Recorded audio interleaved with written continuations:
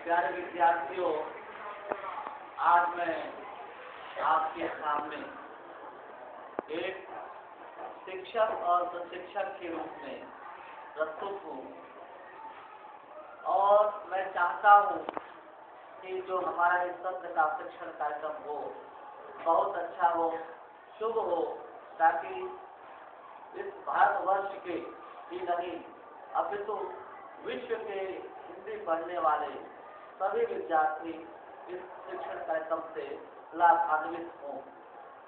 और आज मैं जो आपके पाठ्य पुस्तक में पाठ्यचर्या के क्रमखंड में लगी हुई रचना डॉक्टर मंगलेश डबराल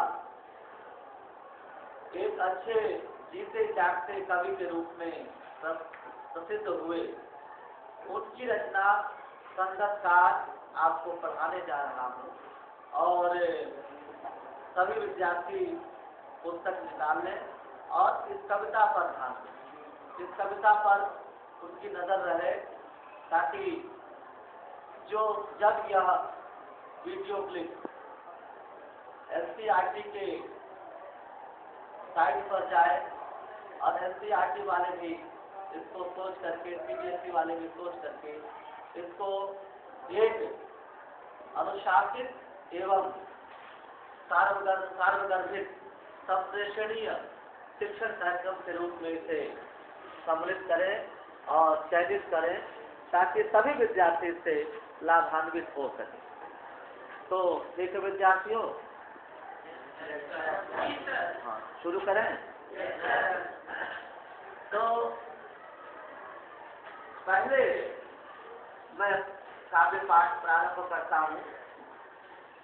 मुख्य गायक के चट्टान जैसे भारी स्वर का साथ देती वह आवाज सुंदर कमजोर कांपती हुई थी। वह मुख्य गायक का छोटा भाई है या उसका शिष्य, या पैदल चलकर सीखने आने वाला को दूर का कोई रिश्तेदार।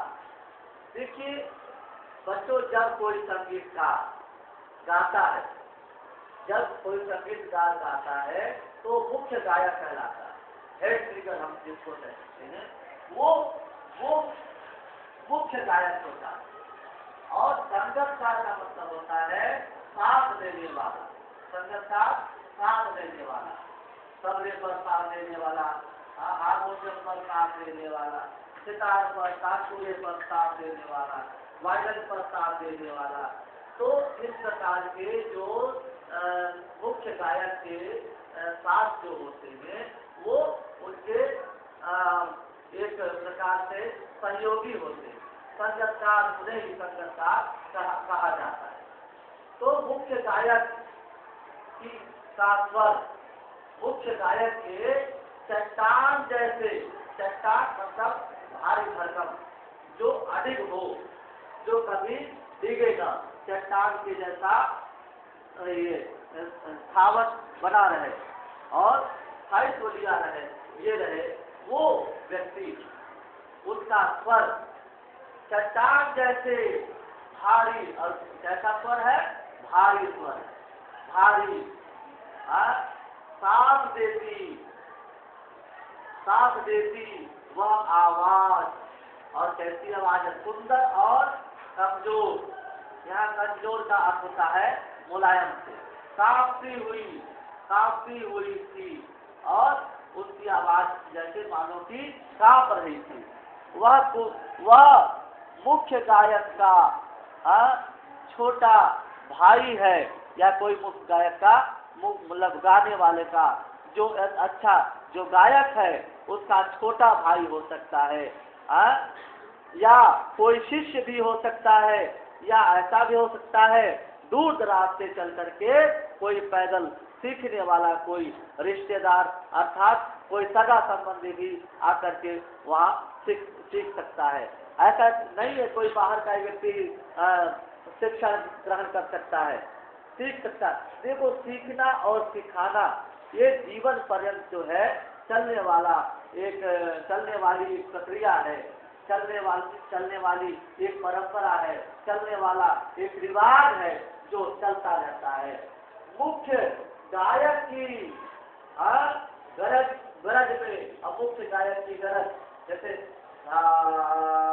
ऐसा आवाज देता हुआ मुख्य गायक का स्वर जो होता है उसके गरज के साथ वह अपनी गरज मिलाता है, अर्थात वह अपनी आवाज जोर की आवाज मिलाता है और मिलाता आया है उसका प्राचीन काल से अर्थात आदि काल से ही, जब से ये युग प्रारंभ हुआ, संगीत का युग प्रारंभ हुआ या किसी भी परंपरा का युग प्रारंभ हुआ, तो उसका साथ देने वाला उस परंपरा का अनुयायी उसका साथी होता है। और शिक्षक का अनुयायी उसका शिष्य होता है। और वह शिष्य जैसे जैसे गुरु कहता है वैसे वैसे शिष्य करता जाता है और उसी परंपरा में वह शिष्य जो है उसका सहयोगी हो जाता है, अपने गुरु का सहयोगी शिष्य हो जाता है। वही शिष्य जो है संगतकार के रूप में होता है। और गायक जब अंतरे की जटिल ताल के जंगल में हो चुका होता है, जब उसका जो गायक जो होता है और जटिलता, जब कोई संगीतकार लंबी ताने लेता है और ताने लेता है, उसमें आलाप भी लेता है और उस आलाप के साथ स्वर मिलाता हुआ संगीतकार उसका साथ दिए रहता है, उसके साथ में रहता है, या अपने ही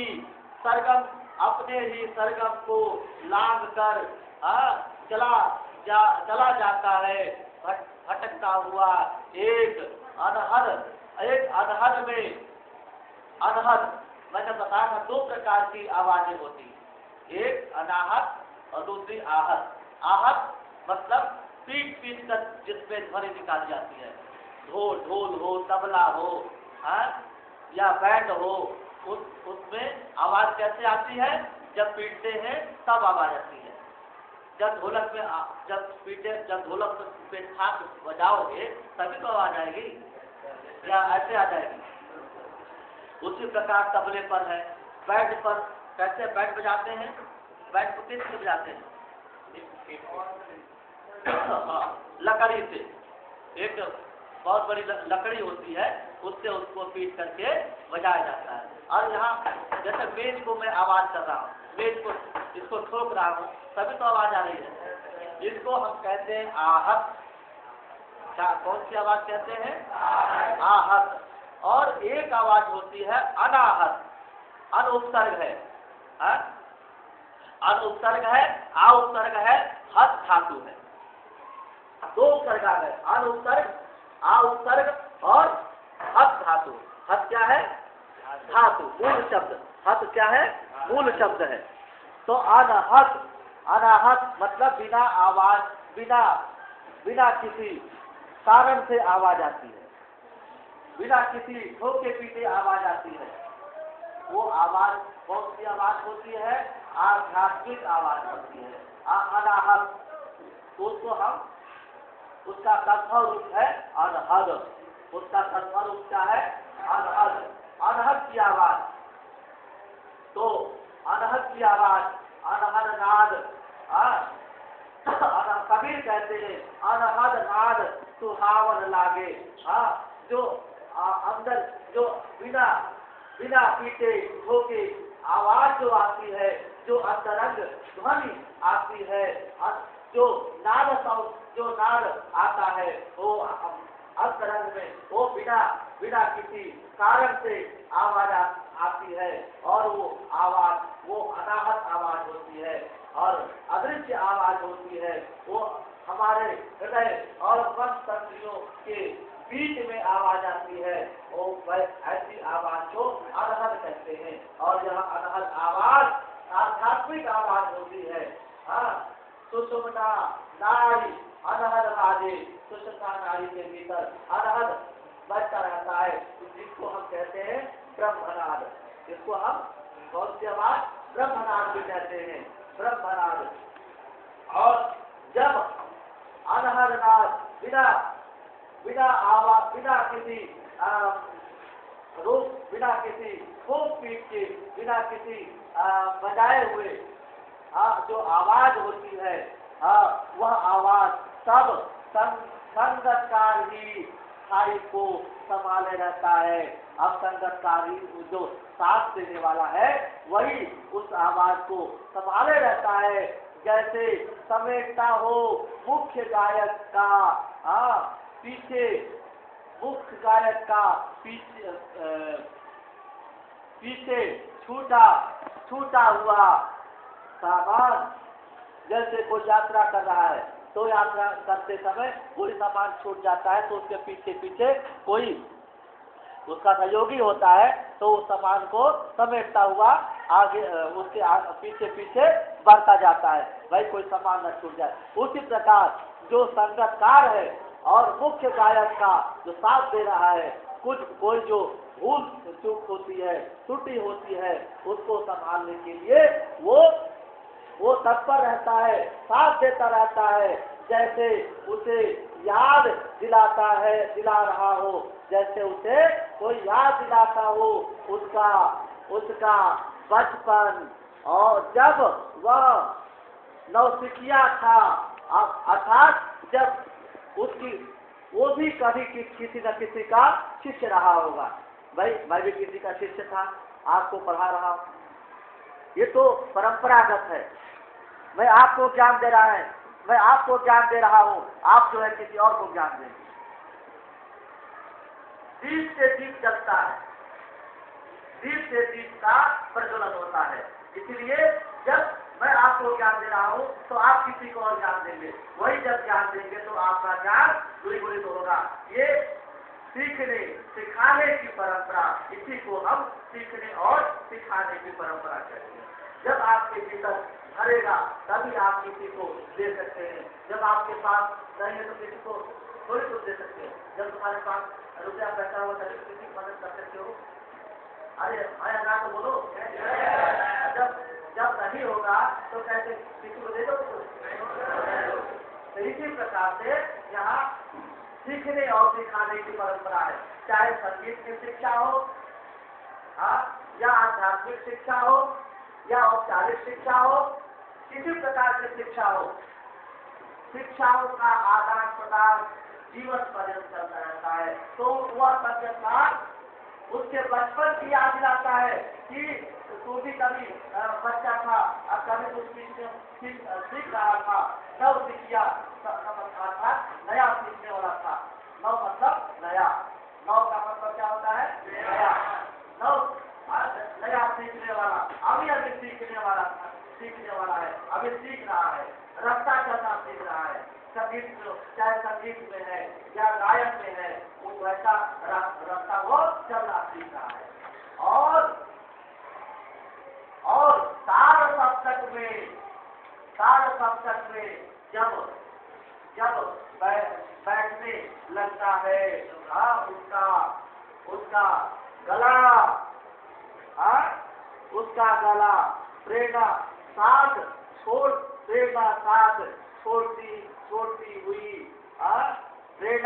साथ छोड़ती हुई उत्साह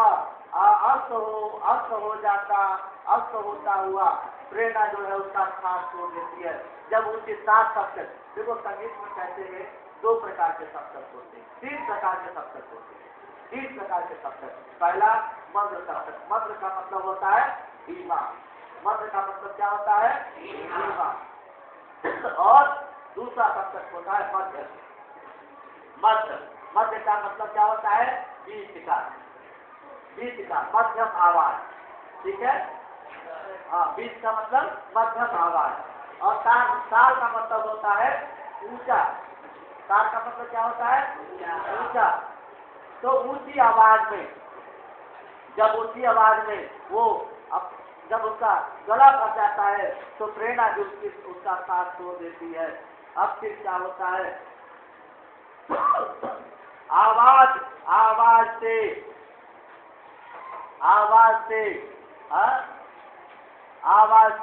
राख जैसा कुछ गिरता है, गिरता हुआ राख जैसा कुछ गिरता हुआ। राख मतलब बिल्कुल खाक, राख मतलब खाक, खाक जैसा मानो कि कुछ गिरता है। और तभी मुख्य गायक को ढाढ़स बंधाता कहीं से चला आता है संगतकार। तब जब वो घबराने लगता है तो उसका संगतकार उसका धैर्य बताता है। ढाढ़स मतलब होता है धैर्य। ढाढ़स का मतलब क्या होता है? धैर्य। देखो बेटा इसको, हाँ, ढाढ़स का मतलब क्या होता है? धैर्य। ढाढ़स लिखो, ढाढ़स का मतलब धैर्य। ढाढ़स बनाता हुआ चला आता है उसका संगतकार। उसका संगतकार कौन? मुख्य गायक का संगतकार। किसका? मुख्य गायक का संगतकार। हाँ, और का स्वर कभी कभी वह जो ही दे देता है उसका साथ। और कभी कभी आकर के उसका साथ दे देता है कि तुम्हारा स्थान यहाँ है, तुम्हारा स्थाई यहाँ पर है, यहाँ पर आकर यहाँ पर आओ। ऐसा उसको मुख्य गायक को ऐसा दिला देता है। ठीक है। और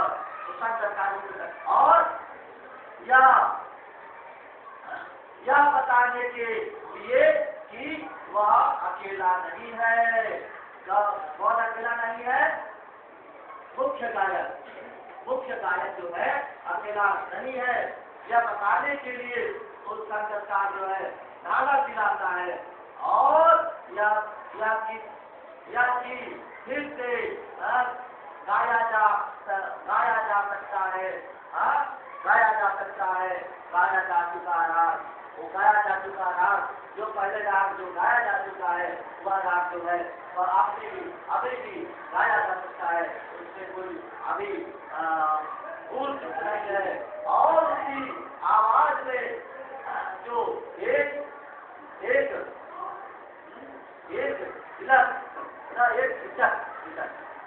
हिचक साफ सुनाई देती है।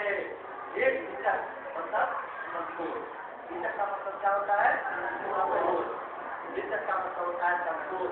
ये संकोच जो है सुनाई देती है या अपने स्वर को ऊंचा न उठाने की जो कोशिश है वो उसे विफलता नहीं है। उसे विफलता नहीं, उसकी मनुष्यता समझा जाना चाहिए। जो कोशिश है उसको ऊंचा उठाने के लिए, किसको? या और उसी आवाज में जो एक हिचक है, एक हिचक सुनाई देती है, एक हिचक संकोच। तो संकोच का मैं थोड़ी जाना चाहिए बेटा। कहने का मतलब ये है कि जब आप मेरे सामने इस स्टेज पर आएगा तभी आपकी हिचक खुलेगी। यहीं से मेरे सामने से ही आपकी हिचक खुल सकती है, अन्यथा कहीं नहीं हिचक खुलेगी। आपको बोलना है, आपको कुछ कहना है, आप संकोच छोड़ करके आप यहाँ पर आए और कहें। और कहने जब आप बार बार कहते रहेंगे तो आपकी हिचक खुल जाएगी और आप पुनः जो है अपने स्टेमिना को, अपने विश्वास को दृढ़ बना सकेंगे। और सबके सामने, चाहे करोड़ों की जनता आपके सामने खड़ी हो, आप उसमें बैठी हो, आप उसके सामने बोल सकते हैं। तो वही भाव इस कविता में है कि भाई जो हिचक है वो हिचक मांग करके, हिचक का अनुभव करके अपने आप को बैठना नहीं चाहिए, विफलता नहीं मानना चाहिए। हिचक कोई बात नहीं, हिचक है, गलती हो गई, उस गलती को सुधारा जा सकता है या गलती सुधारी जा सकती है। ऐसी क्या बात है? वो ऊंचे ऊंचा ऊंचा न उठाने की जो कोशिश है, जो ऊंचा न उठने की जो कोशिश है, वो जो है कोशिश नहीं होनी चाहिए, ऊंचा उठना चाहिए। उसे विफलता नहीं कहते हैं। कोई बात नहीं, गलती हो गई तो कोई विफलता नहीं है।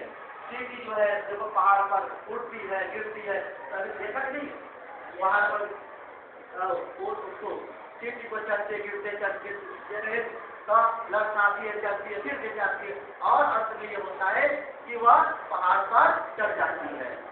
उसी प्रकार से मनुष्य की जो हिचक है, वो हिचक कोई बात नहीं, आने दो। हिचक आएगी, एक बार आएगी, दो बार आएगी, तीन बार आएगी, चौथी बार जो वो हिचक अपने आप भाग जाएगी। तो कोई विफलता नहीं है, कोई जो है दुष्परिणाम नहीं है।